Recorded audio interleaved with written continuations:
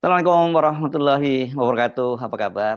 Saya Hersbun Arif dari Forum News Network. Mantan Menteri Sekretaris Negara pada era pemerintahan Joko Widodo, Pratikno, mengaku dia masih punya kedekatan dan masih sering berkomunikasi dengan mantan Presiden Joko Widodo. Pratikno ini kan sekarang ditunjuk menjadi Menteri Koordinator Bidang Pembangunan Manusia dan Kebudayaan. Ini di pemerintahnya Pak Prabowo. Sekilas pernyataan dari Pratikno ini ya biasa saja, karena bagaimanapun juga kan Pratikno ini adalah salah satu orang yang paling sangat dipercaya oleh Jokowi, atau boleh juga disebut sebagai tangan kanannya selama 10 tahun. Jadi tidak mungkin kalau tiba-tiba begitu Pak Jokowi lengser dan pulang kampung ke Solo, dan kemudian sekarang dia menjadi pembantunya Pak Prabowo, dia putus komunikasi. Tapi kalau melihat jejak digitalnya, baik itu Jokowi maupun Pratikno, ini setidaknya menimbulkan tanda tanya, bahkan menurut saya sangat mengkhawatirkan. Mengapa? Karena Pratikno ini ya warna Jokowi sangat lekat. Jadi bisa dibilang ini adalah orangnya Jokowi di kabinetnya Prabowo. Tentu Anda masih ingat ya ketika beberapa waktu yang lalu itu sempat muncul info bahwa Jokowi itu menitipkan 4 orang pembantunya itu harus masuk ke dalam kabinetnya Prabowo Subianto. Dan 4 orang itu, salah satunya itu adalah Pratikno, kemudian ada Bahlil Lahadalia, anak BUMN Erick Thohir, dan juga Kapolri Listio Sigit. Nah, coba apa sih yang disampaikan oleh Pratikno? Karena kemudian saya mengingatkan bahwa agar hal ini tidak hanya sekedar dipandang sambil lalu, ini ada soal yang serius. Kalau kemudian Pratikno mengaku tetap berkomunikasi, bahkan menteri-menteri lain tetap berkomunikasi dengan Jokowi. Ya, tentu saja komunikasi dengan Pak Jokowi. Kita punya grup WhatsApp namanya Kabinet Indonesia Maju. Pun kita pertahankan, tinggal ditambahin nanti alumni Kim gitu. Itu kata Pratikno sebelum menghadiri acara pelantikan di Komplek Istana Kepresidenan Jakarta pada Selasa 22 Oktober lalu. Pratikno itu tidak menjelaskan secara rinci apa isi pembahasan dalam grup perpesanan tersebut. Dia hanya menyatakan bahwa itu merupakan upaya mereka untuk menjaga hubungan antara kabinetnya Jokowi dulu, itu masih terjaga dengan sangat baik sampai sekarang gitu. Ya lucu-lucuan aja, itu banyak contohnya. Pokoknya kita persaudaraan di antara kabinet Kim tetap jalan terus. Coba simak pernyataan Pratikno. Nggak ada yang salah sebenarnya, dan itu biasa saja gitu ya. Namanya orang pernah 10 tahun menjadi pembantunya Pak Jokowi dan kemudian mereka terus berkomunikasi sampai sekarang. Ya sangat lumrah, agak aneh kalau kemudian mereka tidak langsung begitu Pak Jokowi tidak lagi menjadi presiden, mereka langsung meninggalkan Pak Jokowi karena mereka sudah dapat majikan baru yakni Pak Prabowo. Tetapi sekali lagi kalau kita melihat jejak digitalnya Pratikno, bahkan jauh ke belakang ketika Jokowi masih menjadi wali kota di Solo, pernyataan dari Pratikno ini harus diwaspadai. Satu, jelas karena dari sisi Jokowi itu sangat terlihat bahwa dia masih ingin terus cawe-cawe dalam pemerintahannya Prabowo.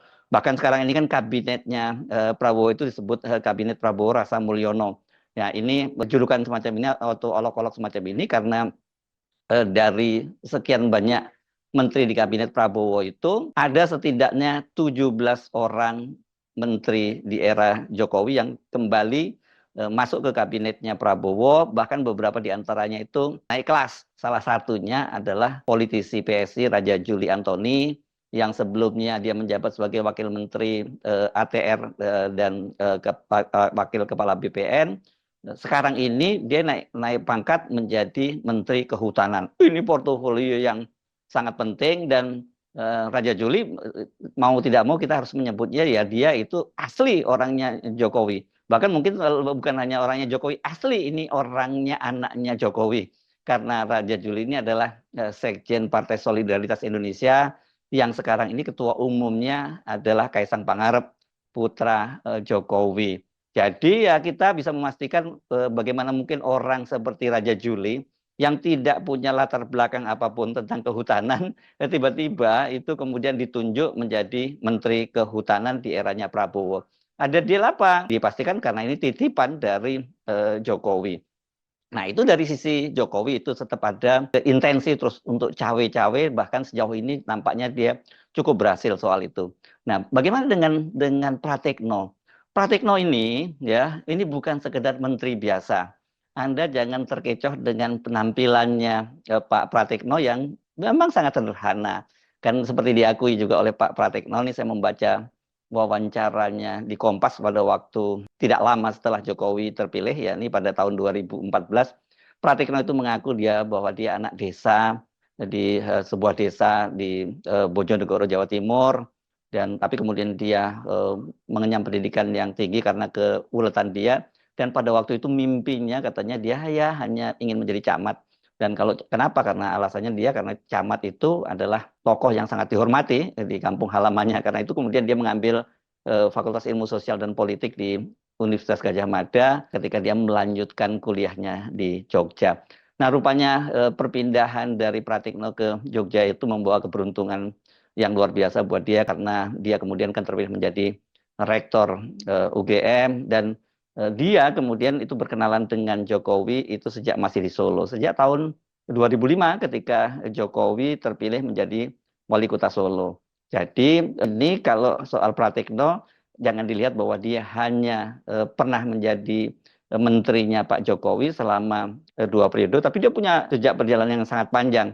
Dan oleh majalah Tempo dalam investigasinya disebutkan kan setelah dia menjadi menterinya Pak Jokowi inilah dia kemudian menjadi operator politik yang paling diandalkan oleh Pak Jokowi, termasuk melakukan lobby-lobby ke Mahkamah Konstitusi untuk meloloskan Gibran Rakabuming sebagai calon wakil presiden.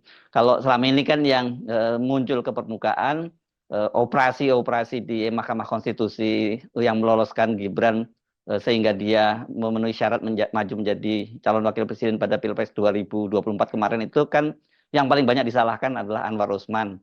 Ya, karena Anwar Usman kan dia adalah Ketua Mahkamah Konstitusi dan kebetulan dia juga adik ipar dari Pak Jokowi. Tapi kalau investigasi Tempo menyebutkan bahwa dia yang melakukan lobby-lobby ke Mahkamah Konstitusi agar putusannya itu meloloskan Gibran, dan kemudian dia juga yang melakukan lobby ke ketua umum partai politik agar menerima pencalonan Gibran sebagai calon wakil presiden mendampingi Prabowo Subianto.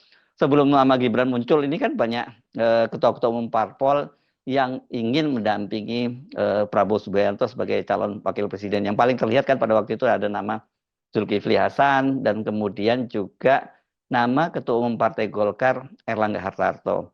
Erlangga Hartarto malahan ini merupakan keputusan dari Munas ya. Di Golkar kan sesungguhnya putusan Munasnya Erlangga Hartarto itu dipilih menjadi Ketua Umum Partai Golkar, dan dia diamanatkan untuk maju menjadi calon presiden pada Pilpres 2024. Jadi ketika dia tidak bisa maju menjadi calon presiden, ya setidaknya turun kelas ya jangan terlalu jauh gitu ya, menjadi calon wakil presiden.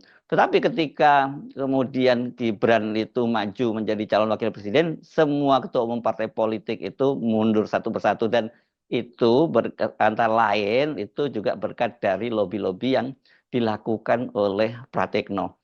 Anda pasti tidak bisa membayangkan ya ada orang seperti Pak Pratikno yang wajahnya saya kira wajah yang lugu memang seperti itu, dan nggak mungkinlah orang seperti Pak Pratikno ini kalau lihat wajahnya dia bertindak tricky. Tapi dari investigasi tadi yang dilakukan oleh majalah Tempo menunjukkan bahwa dialah yang menjadi operator politik dari Jokowi. Ini bukan hanya dalam kasus meloloskan Gibran saja, banyak kasus-kasus lain juga, termasuk misalnya mundurnya Erlangga Hartarto sebagai ketua umum Partai Golkar dan yang kemudian digantikan oleh Bahlil, itu ada juga jejak Pratikno di situ.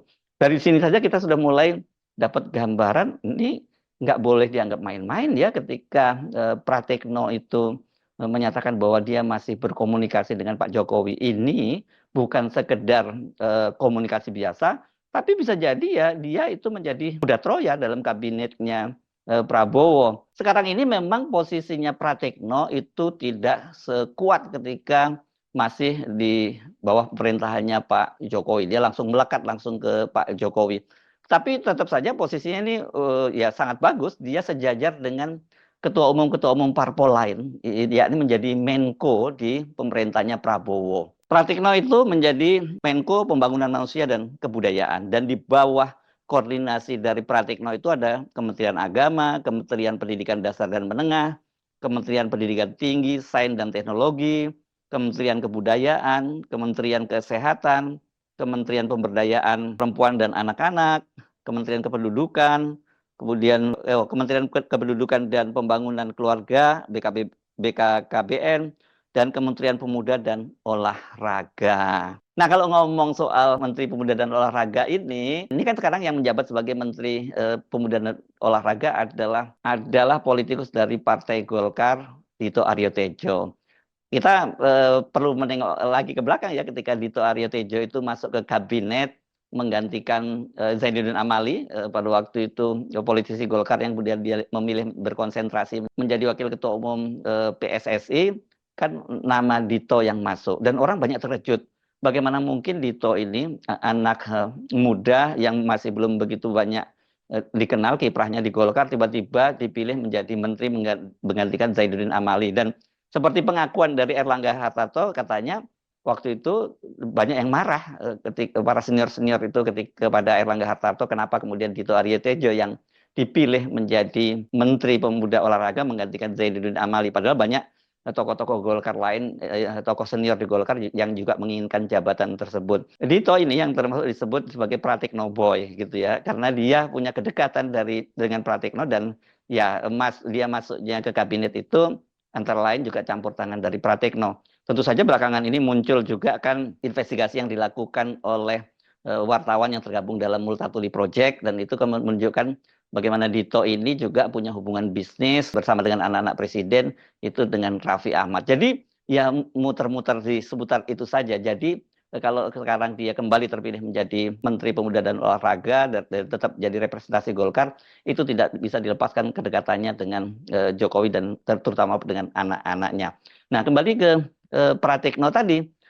Pratikno ini seperti saya sebutkan itu punya jejak yang cukup panjang, kedekatannya dengan Jokowi sejak masih Jokowi menjadi wali kota di Solo pada tahun 2005, dan pada waktu itu dia sebagai akademisi di UGM, dia membantu Jokowi dari sisi komunikasi politiknya. Dan ada satu nama akademisi dari UGM, divisi Pol UGM, yakni Cornelius Lai. Ini nama ini cukup melegenda di UGM, dan dia ini punya kedekatan dengan PDIP dan Ibu Megawati. Dia banyak membantu PDIP, Cornelius Lai ini, tapi secara resmi dia tidak punya jabatan di PDIP secara struktur. Ya mungkin karena status dia sebagai pengajar di UGM. Kalau dulu apa ya namanya, ASN atau sudah PTNBH itu ya. Nah, Pratikno ini kemudian terus mendampingi Jokowi, termasuk ketika dia kemudian menjadi gubernur Jakarta, dan kemudian perannya itu mulai terlihat ke permukaan ketika sebagai akademisi.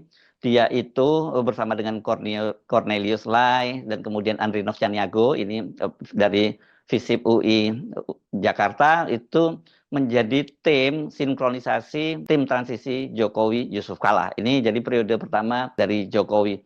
Pada waktu itu dikabarkan sebenarnya orang seperti Cornelius Lai ini sebenarnya yang diinginkan oleh Jokowi untuk mendampinginya di kabinet.